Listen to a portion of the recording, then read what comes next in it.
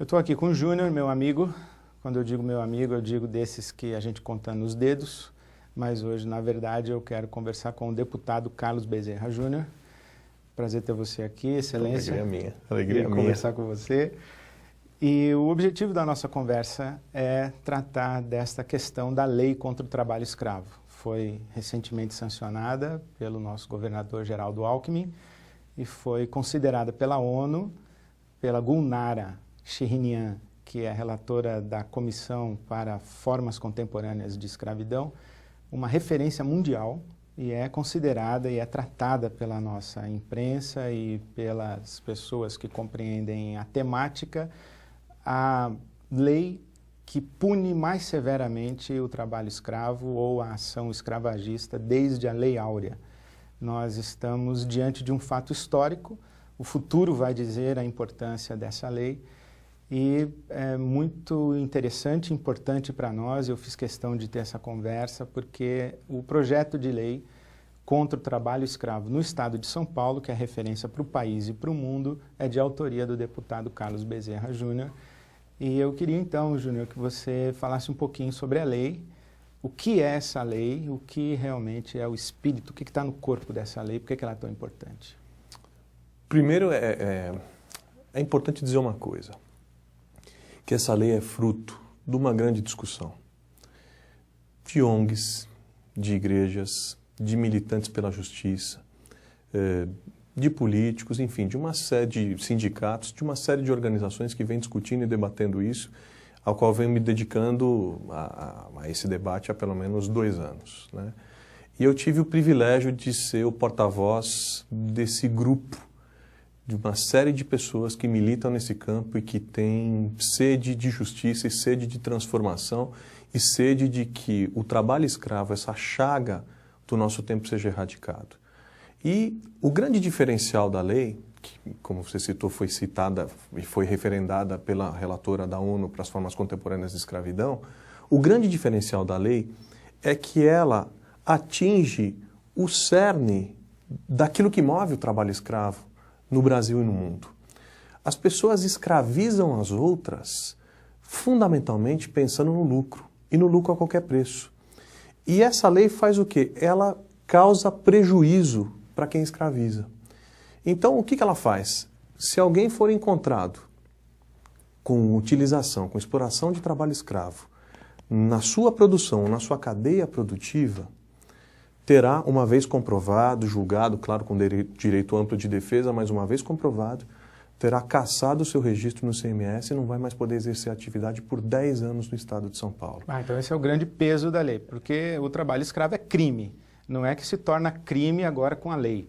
A questão da lei é a punição para o crime. Exatamente. Que é a impossibilidade de continuar agindo no comércio. E tem uma coisa importante, tem vários casos que aconteceram no país, mas vou citar um caso emblemático que eu acompanhei na Assembleia Legislativa que aconteceu aqui em São Paulo, de uma grande multinacional de roupas, que é um caso típico do que acontece. Em geral, você tem uma grande empresa que se esconde atrás de terceirizações ilegais e toda a sua produção é feita nessas terceirizações ilegais. E aí o que acontece? Quando chega a fiscalização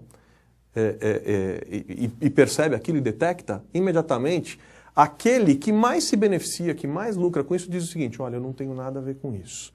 A partir de agora, com a nova lei, vai ser o seguinte: não vai dar mais para ter essa teoria da cegueira deliberada, onde eu digo o seguinte, como grande produtor, eu digo o seguinte: olha, eu não tinha como fiscalizar o que eles estavam fazendo lá embaixo, porque se disser isso, a partir agora da aplicação da nova lei, vai acontecer que na cadeia produtiva, tanto aquele que se beneficiou lá na ponta, quanto aquele que mais lucrou com isso, vão ser fechados e vão ser impedidos de exercer sua atividade. A lei garante que um produto não tenha trabalho escravo em todo o processo de produção. Exatamente. Correto. Mas, aliás, ainda existe trabalho escravo no mundo? Não é uma coisa que ficou lá atrás? A Lei Áurea não resolveu o nosso problema, então?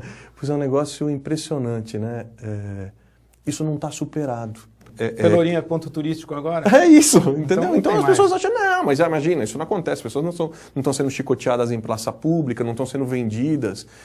Esse não estão sendo vendidas é questionável, porque o trabalho escravo está intimamente ligado ao tráfico de pessoas, que é hoje uma das atividades mais lucrativas do mundo. Tráfico de armas, tráfico de drogas e tráfico de pessoas, tráfico de seres humanos, intimamente ligado ao trabalho escravo. Mas o fato é o seguinte, isso acontece, está aí, e acontece pertinho da gente. No chocolate que a gente come, na roupa que a gente compra, às vezes a gente nem vê. Aí você me pergunta, mas o que caracteriza o trabalho escravo? Duas coisas fundamentais. Primeiro, uma jornada exaustiva de trabalho. E quando eu falo em jornada exaustiva de trabalho, eu não estou dizendo numa jornada de 12, 16, 14 horas e tal, até porque eu sou médico, muitos médicos, por exemplo, fazem isso. Não é desse tipo de jornada que eu estou dizendo. É uma jornada de trabalho que impeça que o trabalhador se recupere. Ou seja, ele não tem condições normais que qualquer trabalhador teria. Ele só tem trabalho. Só trabalha. No caso típico das oficinas têxteis aqui em São Paulo, ele trabalha 14, 15, 16 horas no mesmo lugar onde ele dorme, onde ele come, onde ele está com os filhos, onde ele vai ao banheiro, enfim. Ele está num cativeiro que é uma gaiola, que é uma oficina de produção. Ele mora, vive ali dentro, isso é trabalho escravo. É isso. A segunda coisa que conceitua claramente o trabalho escravo é o quê? É o cidadão estar impedido por algum motivo do seu direito de ir e vir. Ou seja, ele não tem liberdade de sair a hora que ele quiser, por exemplo, ou ele não tem liberdade de ir para outro lugar, ou para outra cidade, ou enfim, para outro canto. Por quê? Porque o que acontece? Ele chega ao país, quando ele chega aqui via tráfico de pessoas, ele dá conta, mas tem um trabalho para você. Ele chega e olha, quando ele trabalha o mês, todo o primeiro mês, ele olha ele vai ver lá, olha, mas você ia ganhar R$300, mas você está devendo 3.000. E ele trabalha e nunca consegue pagar, e isso faz com que ele perca o seu direito. E é nessa, por exemplo, inclusive, que se ele é um imigrante, o passaporte está na mão do empregador, etc. Mas vem cá, não é melhor o cara ser escravo aqui do que viver lá no Haiti, passando fome, não ter o que comer? De jeito nenhum, de jeito nenhum. Porque quando a gente está falando de escravidão, pelo menos ele tem teto e pão. Mas a gente está falando, de uma situação onde é muito pior ser escravo, ser vítima do seu trabalho. Aliás, só é vítima de trabalho escravo quem vive numa situação de vulnerabilidade. Você vê, por exemplo, em São Paulo, os números estimados hoje, a gente tem de população andina, imigrante, em torno de 400 mil pessoas no estado de São Paulo. Desses, 2/3 estão em situação irregular de imigração. Se algo não for feito para que essa situação se regularize, para que essas pessoas possam ter acesso a um trabalho decente, a um trabalho digno, essas pessoas estão claramente expostas a uma condição de escravidão, de prisão e de desumanização como essa. Quer dizer, então, uma situação humana de vulnerabilidade não pode ter como remédio a escravidão, que é um ato de aviltamento da dignidade do ser humano. Você não responde a um sofrimento e uma vulnerabilidade com um ato indigno. E tem muita gente que tenta aliviar, inclusive, a consciência dessa forma. Falar, mas pelo menos, que é a velha mentalidade da discussão lá de 200 anos atrás, quando muita gente dentro da própria igreja dizia o seguinte, o problema não é a escravidão, na Inglaterra, por exemplo. O problema não é você ter escravos. A questão a ser discutida é como você trata os seus escravos. Se você dá comida para eles, se você deixa eles dormirem, se você deixa eles terem lazer. Né? É um escravagista bonzinho. É isso. O escravagista, a expressão escravagista anula qualquer adjetivo positivo que venha depois dela. Não há discussão para isso. E tem uma outra coisa por trás disso, Ed, que acho que é importante da gente, já que a gente está batendo um papo sobre isso, que é o seguinte. Esse escravagista também, ele prejudica o cara que cumpre a lei. Porque esse escravagista, esse cara que usa o trabalho escravo, que é muito mais frequente do que a gente imagina. É uma concorrência desleal no mercado. Sabe quanto que ele ganha a mais? Sabe qual que é a margem de lucro que ele tem? 200% a mais. Na verdade, dá quase R$ 2.500 por trabalhador, que ele deixa de recolher de impostos, de uma série de coisas, em que ele tem tudo como benefício, ele tem uma gordura de 200% de lucro, potencializando o lucro absurdamente às custas do sangue, da vida humana, da dignidade das pessoas. Uma devolução social da sua atividade empreendedora. Porque a lógica do capitalismo é sempre qual? Esconder as cadeias produtivas para que a gente não tenha acesso, a lógica do capitalismo selvagem é escondo a cadeia para que, em um consumidor não tendo acesso, ele não tem condição de escolher. Agora, com a lei funcionando em São Paulo, o consumidor vai poder olhar e falar assim, opa, peraí, eu vou comprar esse produto porque ele é livre do trabalho escravo. Ah, mas pode ser que ele tenha um custo diferenciado, sim, mas não é o custo nem do sangue, nem da vida humana que está embutido.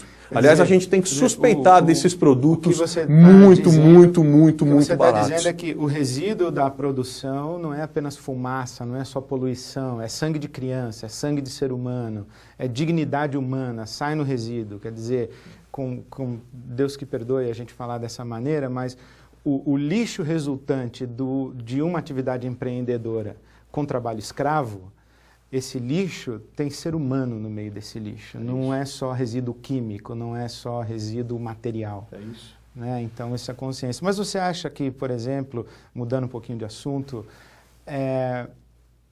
como você avalia a consciência dessa chamada igreja evangélica a respeito dessas questões? A consciência, o engajamento, a participação, o apoio. Como que a comunidade evangélica, ou chamada evangélica, reage a esse tipo de coisa? A igreja evangélica tem consciência política? Eu acho que sim e não. Eu acho que, para bem e para mal, nos últimos anos, a consciência evangélica, a consciência política no ambiente das nossas comunidades evangélicas cresceu. Existem hoje marchas, protestos, organização em torno de temas, mas o que eu percebo é que o que mobiliza a maioria esmagadora do segmento é o tom moralista. Há alguns tons, alguns conceitos, alguns temas morais que mobilizam assim o segmento de uma maneira impressionante. Quando, ao mesmo tempo, as pessoas não conseguem, têm dificuldade para perceber o quão imoral e aviltante ao nosso Deus é o trabalho escravo. Em outras palavras, você está dizendo que a igreja evangélica está mais ocupada com gay do que com o trabalho escravo. É isso, lamentavelmente. Uma ética reduzida, distorcida, com prioridades invertidas e tal. O que eu quero te dizer é o seguinte, na verdade, a igreja evangélica se escandaliza muito mais com a questão moral, com uma criança, com uma mulher nua num outdoor na rua, do que com uma criança nua sendo escravizada ou explorada nos rincões todos das nossas cidades. E eu não consigo entender, essa conta para mim não fecha, mas graças a Deus, eu quero dizer uma coisa para você, há uma grande parcela silenciosa desse segmento, cada dia mais consciente, cada dia mais aberta, cada dia mais sedenta de justiça, cada dia se organizando melhor. E eu vou falar para você, eu tenho uma satisfação, uma gratidão imensa por ser uma dessas vozes que conseguiu chegar ao parlamento e que conseguiu vocalizar as coisas que uma parcela imensa desse segmento desejam. Tem uma parcela imensa desse segmento com muita sede de justiça. Amém. Deus não fica sem testemunho, né? Tem sal e tem luz no mundo e na terra.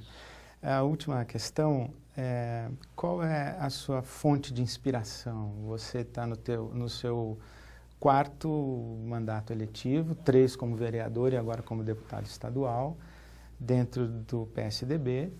E o que inspira você na sua militância pública e política? É só a ideologia ou a sua fé faz alguma diferença? Eu não separo a minha fé da minha ideologia. Para mim é natural a expressão da minha fé no espaço público em projetos, em leis, em defesas, em agendas e em temas como esses, né? E tem muitos caras que me inspiram, tem caras do mundo da política e tem caras do segmento evangélico, tem caras protestantes que uns me inspiram pelo que eu leio, pelo que escrevem, outros me inspiram pelo que falam. Aliás, você é um deles. Você é um dos caras que mais me inspira, você, o Ariovaldo Ramos, e eu me sinto inspirado por caras como o reverendo Martin Luther King, como um deputado inglês, que foi o deputado que foi o responsável pela articulação da lei que derrubou a escravidão na Inglaterra, chamado William Wilberforce. E uma série de outros caras, ou seja, essas lutas em onde a gente está, elas são de séculos. Sempre houve gente, enfim, inspirada, lutando nesse sentido e, fundamentalmente, me inspiram textos como o texto de Amós 5:24. Corra o direito como a água e a justiça como um rio caudaloso. O reverendo Martin Luther King dizia que a injustiça em qualquer lugar é uma ameaça à justiça em todos os lugares. E esse povo, as escrituras, a minha fé são uma chama constante para eu ser mais um desses caras, mais um tijolo nessa parede de resistência e de limite ao mal que avança, mas que, enfim, eu, como te disse, sou um cara otimista. Creio que Deus continua operando, trabalhando e levantando gente em todos os segmentos da sociedade para que as coisas sejam diferentes, para que um outro mundo seja possível. Que assim seja. Eu sei que falo também por muitas outras vozes, assim como você levou a voz de uma consciência para o parlamento.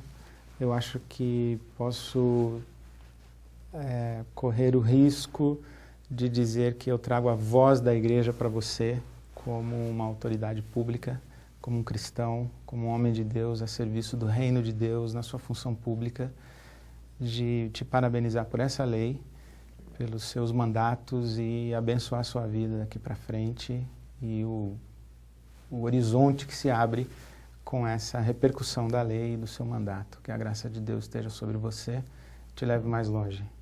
Obrigado. Amém. Amém. Amém. Amém. Na minha juventude, eu ouvi um sermão em que o pregador dizia, o título do sermão foi Dê frutos onde Deus plantar você. Eu devia ter meus 17 anos quando eu ouvi essa mensagem, e eu fiz parte de uma geração que acreditava que servir a Deus era algo que a gente fazia se a gente fosse ou pastor, ou missionário, ou missionária. E aqui a gente tem um exemplo de um cristão, de um médico, de um deputado, de um homem público que na sociedade, inserido na rede de construção de sociedade, serve a Deus com a sua carreira pública. Então eu repito para você, dê frutos onde Deus plantar você.